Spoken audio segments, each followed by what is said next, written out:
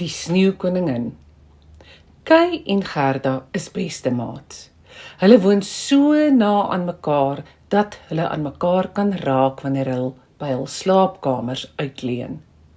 Daarbo speel hulle ure lank in die hangtuintjie, wat in die somer heerlik na geurige rose ruik. In die ysige wintermaande sit die twee kinders na by die stofie en luister na stories oor die nare sneeuwkoningin wat Kay se ouma vir hulle vertel. Een aand gooi 'n rukwind die venster oop en haal en stukkies ys waai by die vertrek in. Een van hulle dring Kay se oog binne, bereik sy hart en vries dit. Van toe af is die seun nie meer dieselfde nie en wil hy niks met Gerda te doen hê nie. Een bitterkoue oggend drentel Kay na die markplein om met die ander seuns te speel. Daar in die middel van die plein staan 'n yslike spierwit slee. Om snaaks te wees, maak Kay sy sleetjie aan die groter een vas. En toe die slee beweeg, laat hy hom meesleer, terwyl hy sorgeloos skaterlag. Maar buite die dorpie word Kay bang, want die slee skaats nou vinnig oor die sneeu, en hy kan die ander tuig nie nou meer los nie. 'n hele end verder hou die slee uiteindelik stil en klim die drywer af. Sy is 'n lang, skraal vrou met koue oë. Dit is die sneeuwkoningin. Sy kom na Kay en draai hom in haar mantel toe. Toe laat sy hom langs haar op die slee sit en gee hom 'n ysige koue soen op die voorkop, wat al die herinneringe aan sy geliefdes en Gerda uitwis.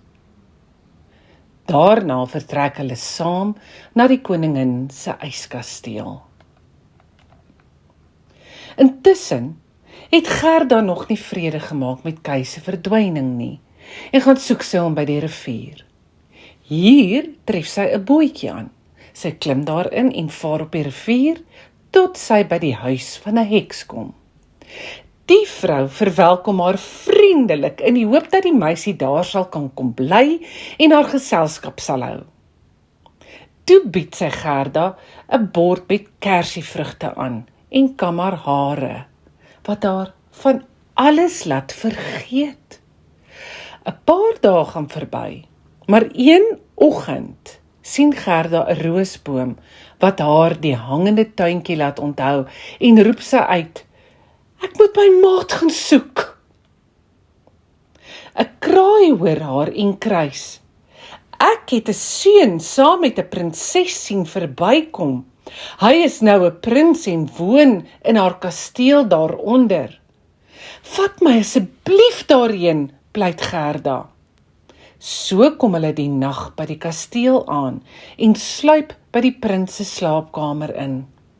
Toe Gerda die prins sien wat langs sy bruid slaap, besef sy, hy is glad nie haar liewe maat nie. Sy bars in trane uit wat die egpaar wakker maak. Bewoe deur Gerda se verhaal, gee die prins en prinses vir haar 'n goue koets en warm klere sodat sy haar soektog kan voortsit. In die digte, donker woud trek die blink koets die aandag van 'n bende rowers wat haar aanval en Gerda gevange neem. Hulle vat haar na hul blyplek sodat sy die dogter van hul leier geselskap kan hou. Die is omtrent net so oud soos Gerda. In die stal vertel Gerda die ander meisie haar storie.